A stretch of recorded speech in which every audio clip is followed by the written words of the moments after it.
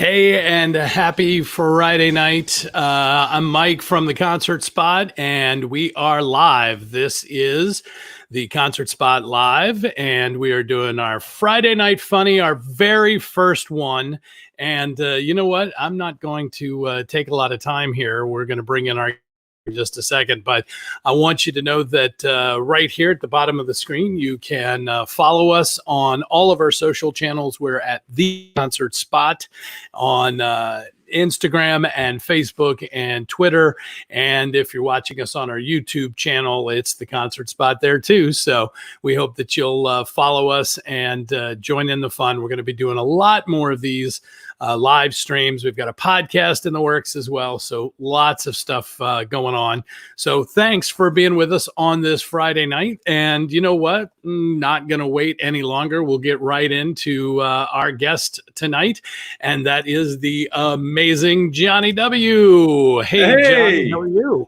The first one? I don't even know what to say, Mike, except for a lot of people said no. Let's be real. No, that's not. And I will give him props that I basically texted him a couple hours ago, and I said, "Hey, we're thinking about doing this tonight. You want to?" Yeah, it's like, "Hey, you're a loser. Do you want to cancel the 0 plans you had?" Oh man, you're not doing anything on. No one is. No one. That's right. You could take your pick at this point, can you? That's the thing I've been telling the other comics. It's like we thought political correctness would kill comedy. We did not. We were way off. That's right. It was not PC culture at all. It was, but now we just, I thought I would just not be a draw and that would be the thing. But it turns out it was because crowds are illegal. That's it. Yeah, I feel that it makes you feel better. You're like, man, I could have been a big deal if only they hadn't. It's like when you're fighting with somebody and you're like, hold me back. And you're hoping they hold you back because you can't fight. This virus is holding me back from probably having about the same size crowds that I would have drawn anyway. It's wonderful. Oh, now come on, Mike. I got to ask you though, Jonnie, because it's one of those things that I've seen, and I think you've done this a couple of times, maybe gotten together with a couple of other comedians, and you guys have done some live streams or stuff like that. But whereas a musician can get on and strum a guitar, sing a song or whatever from their home, you can't. Can you do comedy with nobody there? Well, we're gonna find out. Okay. Over the next couple of months. Yeah, it's weird. It's different. It's a different medium. Obviously, there's people who do like concept videos and TikToks and things like that. And they're, if you already had monetized your YouTube and you had a following, you're in pretty good shape. But yeah, people like me who I've spent my last 12, 13 years on preparing jokes to tell to strangers and get a very immediate reaction from a crowd. And then you kind of whittle it down. Okay, well, they gave me this. I'm going to keep moving. And so, yeah, when you spent your whole time on that and then you kind of have to pivot. So the short answer is sort of. It's complicated, but yeah, it's not the same. But I'm sure I'm having fun catching up with everybody and doing these kind of shows. They're fun. I hope the audience digs them. But yeah, it's definitely different. And, when you're in a crowd and it's like you feel this energy of everybody laughing around you, that kind of makes you want to laugh. Whereas if I just tell a joke here, it's like you're kind of looking around like, all right, I think that was funny, but it's kind of dead. But we'll do what we can until we can have crowds again, I guess. And that is it. That's what you got to do. So one of the things that we're going to do here on the Concert Spot Live is, of course, this is what we do. We do events and concerts, and so we'd love to hear a little bit about what it is to take comedy on the road. Now, when you're talking to musicians or, that kind of thing, a lot of times they're on a bus, they're with a bunch of other people, they're doing this. Most of the time, am I right? I mean, it's just you out on the road, right? Yeah, a lot of times. I mean, there was a time the last few years I take like somebody with me, like an assistant, or sometimes I take my brother. Sometimes my wife goes with me. I think when we did those shows together last May, it would have been. So it's about a year ago this month. Your wife was with it. It was great. Wife was with me, and of course I got to do those shows with Sean Reynolds, who's great, great young comic, and so that was a little bit different. And those shows were special to me because I felt like my wife got to be there and hang, and then so much of what you do on the road too, you don't get to see other comics do their thing. It's not like a club comic where there's like a feature and a opener and then the headliner. It's like you. And maybe they have the radio guy like you come in and do a couple of minutes and you throw some shirts out and then it's like, get up there, Jonnie. And it's like a cold crowd. So it's kind of cool to have Sean on those shows because, man, he's an up and comer and so funny. And plus you just have somebody to hang out with during the day between gig to gig. But yeah, for the most part, it's kind of a lonely thing doing what we do compared to a band where you have a crew and you have a lighting guy. And even if you're, just all kinds of things are going on during the day.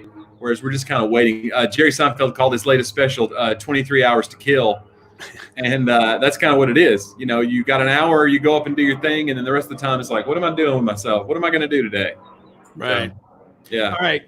So what's the weirdest job you've ever played?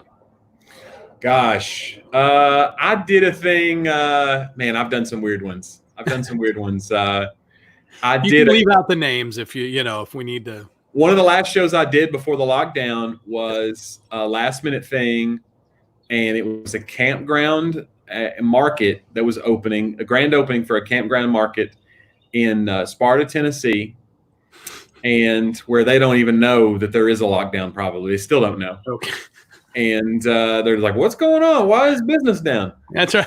And they said, we're doing a grand opening. We want you to come in. And I was like, all right. It was like an hour drive. I was like, sure, I'll go do this thing. And it was people in it was basically like a gas station market with like a few card tables set up. They had a little grill and no stage, just a microphone, karaoke. Guy did a couple of country songs karaoke. And I stood in an aisle between like the beanie weenies and the paper towels for this little market, campground market, to wait to go on. Then I go on, hey, there's 12, 13 people there.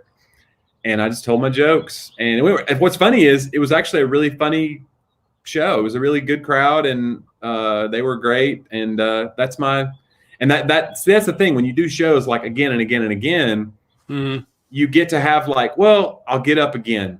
And you so in other words, if you have a bad show, it's like, you don't have to have that taste in your mouth for long because you're like, oh, I'll be back up next Friday and you can just kind of move on. But when like if I'd known that was my last show, I would have been gripping a little harder, being like, all right, this has to be, because it may be a month or two before I get up again. I'm at the campground market. So, yeah. Now you are, and I'd say, well, you can tell me, I'll ask you it this way. You've worked clubs. Mm-hmm. And then you work, of course, strictly just Christian events, churches, like you said, the Christian camp market opening, that kind of thing. Yeah.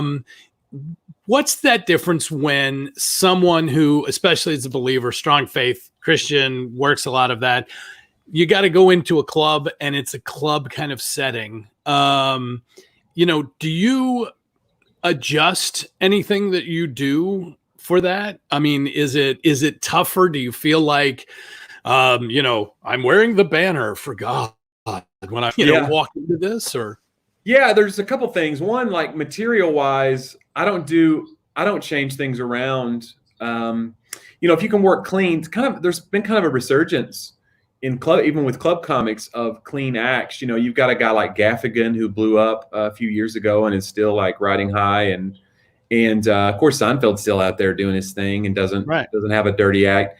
Brian Regan's my favorite comedian of all time. I don't think he would identify as a believer, but I mean, he has a ton of Christian fans because then, Christians can watch him, know he's not going to offend their family. But I do think that like when I was telling somebody this the other day when I did a show that like, even when I work in a club, if they had, like, let's say I'm featuring, so I'm the middle guy, I'm doing 25 minutes. I've worked with guys who have HBO specials and they're filthy comics. And they're like, we want a clean middle. They want a guy, because it's such a strange thing, but they want to be the guy to take the show dirty. So they don't want me coming up and shocking the crowd. They want to be the one to shock the crowd. Interesting. So even people who work dirty have an appreciation for what I do. Right. But to me, I don't really change a lot. The only thing I wouldn't do maybe is like an esoteric, like church reference. Like if I have a couple of jokes about like specific worship songs or something specific to church. And I wouldn't want to do that, not because it wouldn't get a laugh. It might, but it might leave out, the 50% of the crowd that would be like, what does he mean Sunday school or whatever? Right. So that would be the only thing I would change though. Everything else, I just kind of like get into it. And I consider my show, I don't consider myself I consider myself a Christian who's a comedian. I don't necessarily say to myself like, that I market myself that way. If a church feels more comfortable marketing me that way, that's one thing, and that's fine. But man, I think those walls too, like when we were growing up, you even saw with music, it'd be like, if you like Poison, we're the Christian Poison, and then after a while, and people don't really think that way anymore because those walls have kind of come down between like what is secular, sacred culture. So like guys who come to your shows, even Mike, like if they come to a Casting Crowns show, they may also be fans of a ton of secular acts, and they go, Casting Crowns better bring it.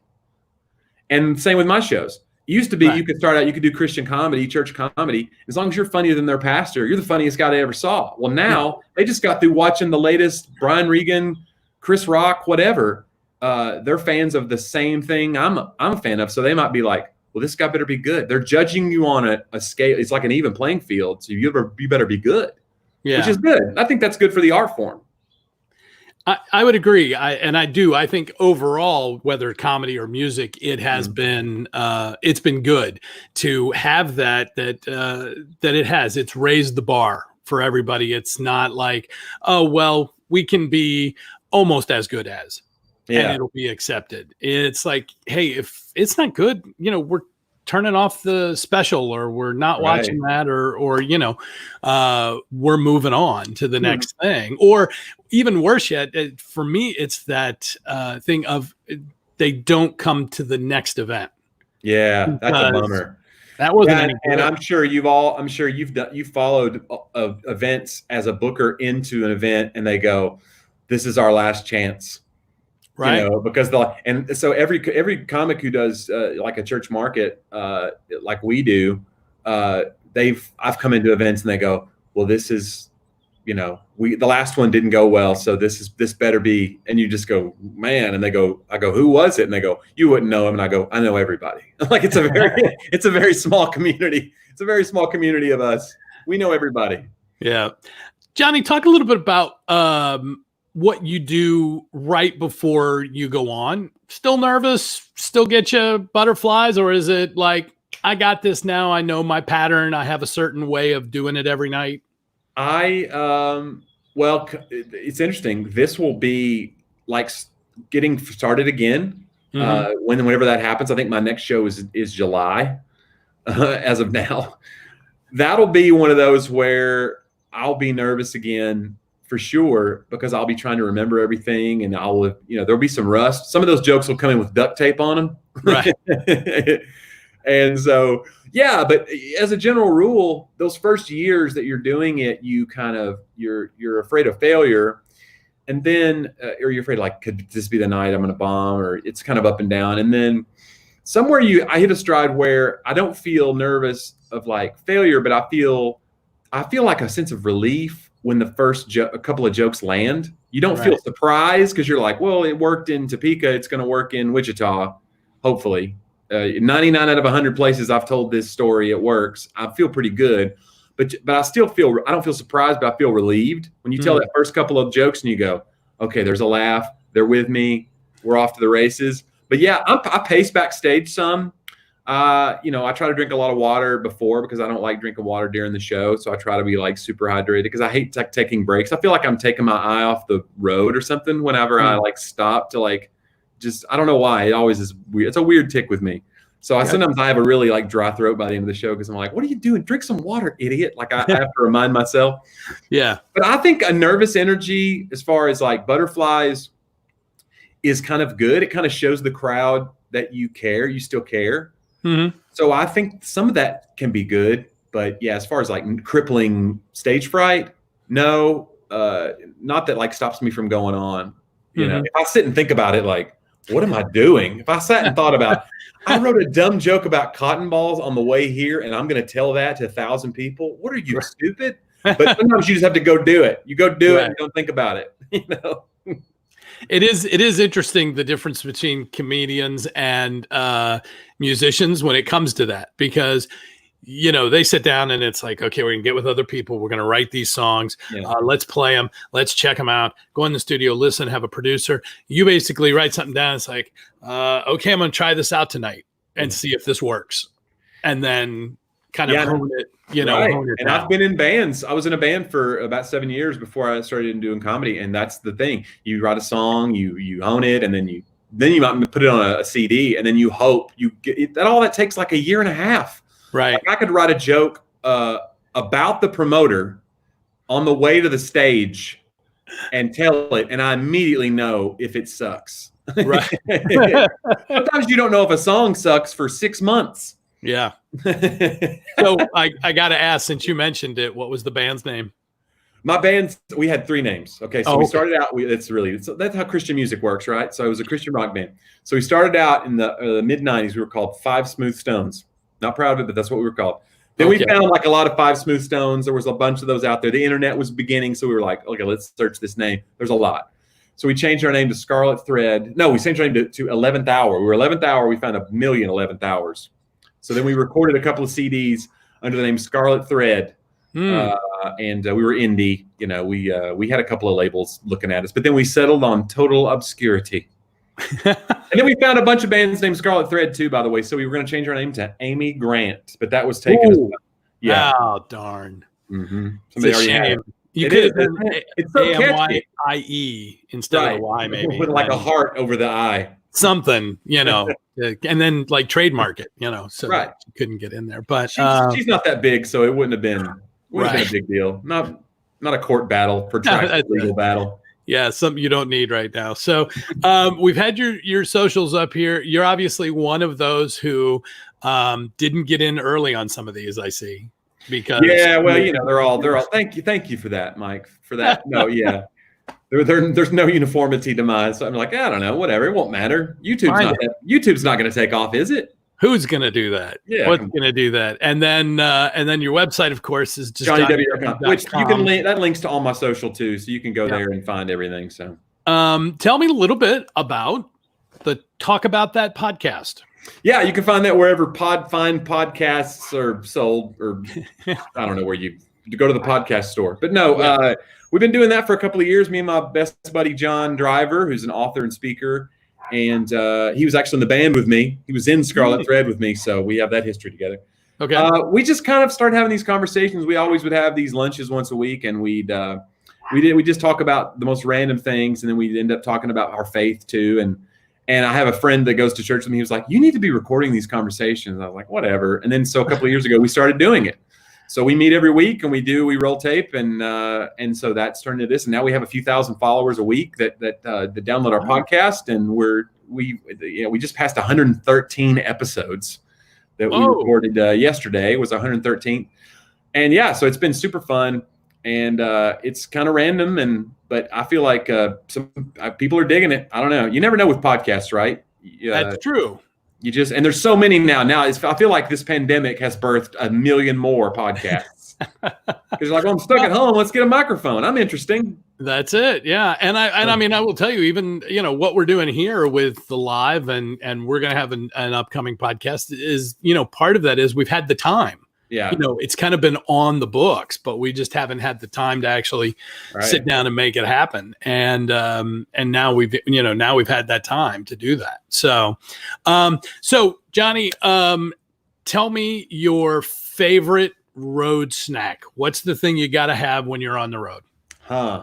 Favorite road snack? I don't know, man. I want it to be like something really interesting and quirky, but I'm kind of a simple guy, you know. We've eaten meals together, you and I, Mike. Oh yeah. I don't want to say that we're in the junk food world, but we've shared some not nutritious meals together. Yes. Yeah. That is sometimes life on the road. So yeah, things that came out to the table in a skillet. And the skillet is still. There was no other dish. The whole thing, and it's sizzling and bubbling. It's a spectacle for people to watch, and people love that. That's it. I don't know. I like backstage. What I send ahead in the rider is fruit. Get a fruit tray, but then I hope secretly that they have M&Ms maybe and some cheese crackers but you put the fruit tray down because you feel like, well, this makes me feel like I'm not a complete animal. They might think that I'm on a health kick or something. There you go. Yeah, I don't know. All right, that's cool. And for me, you know, get on the road. I'm very well known as, you know, I'm a big coffee guy. Yeah. So love to find good coffee and, you know, do that, especially if we have time when we're out on the road doing things. So is there something specific? Do you try to look like, especially with that, one of the things I got to tell you as a company that does concerts is we love doing comedians because we literally have most of the day to kind of do things we never get to do. We go somewhere and we can actually explore a little bit or find a cool restaurant or a neat coffee shop or something. So is there something you like to do when you do that? Absolutely. Yeah. Coffee shops are great. I'm not a coffee guy, but I go find something there. I go find the local, whatever the local bakery and the local, you try to find something that's not a chain. Although sometimes chains are like comforting because you're like, well, I know Denny's is going to be the same in every city. Yeah, that's true. It's not great, but it's Denny's. Yeah, the moons over Miami tastes the same in Topeka as it does in Des Moines. You can't mess up pancakes. That's right. So. But there is something to be like, you go do something that's like, because sometimes that's where the jokes come from. You go to some local eatery, some local museum, where the cannonball, from the fort, from the war that happened, the battle that you had no idea about, that's their claim to fame. They have the world's largest, tablespoon, and they're very proud of it. And you go to the museum, and now you have something to talk about in the show. Let's talk about this tablespoon, and then you just you get into it. So that's fun.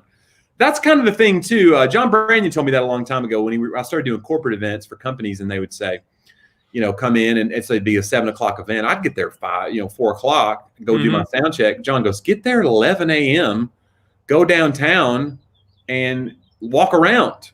Right. Because he goes, that's how you end up with like your first 5 minutes is about how you have the largest ball of yarn in your town.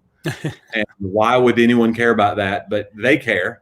Yeah. And so when you kind of come out with a few like extra little things, and it kind of it makes you connect with the crowd a little bit better. So I started doing that when I was doing corporate events, and even church events are that way. If you can get in, and when I started doing events with Tim Hawkins, he would go first. Tim was one of those few comics. He'd be like, don't open cold. Like, I'll go out, I'll do an hour, you come out in the middle, and then I'll close the show. Well, I started doing shows with Tim. I started realizing why. One of the reasons is he likes being the guy who mentions the weird chandelier that nobody in the church for 30 years has noticed, but he likes saying, what is this, Star Trek Enterprise? And looking up, and then they look up, and it's like they're seeing it for the first time. And so if you go first, you get to kind of comment on the room and be that guy. Comment on the drum cage and what are you doing to your drummer back here? Why is he stuck in this, soundproof booth? And so, if I come out second, he's already burned all those premises. Right. Yeah. So he kind of got away with it, but that's fun, So that's kind of what you can do. So that's one of the reasons to get out and go do things. Like there's a friend of mine who's a road comic, and he always says that. If he started making enough money to fly to these places, but he's like, I still drive whenever I can because you're flying over all the funny. When I drive, I stop at the little diner. I go to the corner gas station, and I whatever. And then there's somebody behind the counter that's going to say something. I'll be like, "What'd you say?" And I'm writing it down. And so there's something to that. You might take longer to get there, but when you get there, you got stories, I guess. And so that reminds me, you said that and writing it down. So for you, I'm intrigued about this because I know there's comedians. I love stand-up comedy, which is I've always been a fan of it. And so I watch a lot of documentaries and behind the scenes. Do you have a notebook and a thing, or are you like on your mobile phone leaving yourself notes or voice notes, or how do you do that now? It's both. I mean, I kind of came up. Obviously, if you kind of came up 80s, 90s, you're a notepad guy, and you kind of get, not want to say get stuck in that, but like even today, I wrote with a buddy who has been a comic since early 90s, and he had a yellow pad, and I had my Evernote opened in my computer. Okay. And I've got my little saved notes because we were talking about like, what are you working on? And then we would kind of punch up each other's stuff. It was, and so, yeah, it's just kind of the different generations. But sometimes writing on paper can trigger something different. You can make your brain work a different way if you're used to type. Especially writing to a blank screen is not cool to me. Like I need to kind of have an idea. So sometimes that's what you said on your phone. Like if I have an idea, I'll send myself a text or I'll put it in my little notes in my phone, and then I'll wait to a time when I know I'm going to be sitting down at the computer to write, and then I'll pull up that list of things that I've sent, the little bullet points, and then you have something to start with. You're not just like starting from a blinking cursor on your screen, the empty page, like, oh, I got to have some jokes. So that's a little better. But yeah, both. I have a dry erase board in my office, like that's full of jokes, and they're in 3 categories. Like, and one of them says premises, and then one of them says needs work, and then one of them says ready.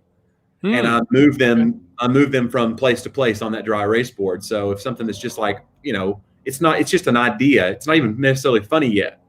Then I move it to the second list once I've done it on stage a couple times, but it's not ready to put on. It's not ready to be recorded yet. Mm-hmm. And then hopefully by the time you get a list of those things in that third column that say ready, that is like 40 minutes, 50 minutes, now you're ready to start thinking about taping the next DVD or whatever it is. Whatever a DVD is, right, Mike? Right. Well, there you go. What is that? The kids. And we should mention that, and I'll put it back up on your website, you do have a DVD that you recorded in Franklin, Tennessee there at that. And I've got it. It's great. It's very funny. So yeah, and you can actually watch it on Amazon Prime. If you're a Prime member, you can watch it on Prime for free. So very cool. You can send me if you buy it off my site, I'll sign it for you. But if you want to watch it on Prime, it's on there too. There you go. Very cool. Well, Jonnie, thank you so much. Really appreciate your time, man. And we look forward to seeing you back on stages very, very soon. And just appreciate you being with us tonight and kind of being our guinea pig here on the first one. So got it. It was fun. We'll do it again. All right. Thanks so much. Hey, thanks. Again, visit Jonnie W. on his website at johnnyw.com. And I want to thank you for being a part of the Concert Spot Live. We are going to be listing more and more things and doing some more of these live streams. You can follow us on Facebook, Instagram, and Twitter, all at The Concert Spot. And you can subscribe on YouTube to The Concert Spot as well. Hope you guys have a great Memorial Day weekend. Have a lot of fun, and we look forward to seeing you real soon.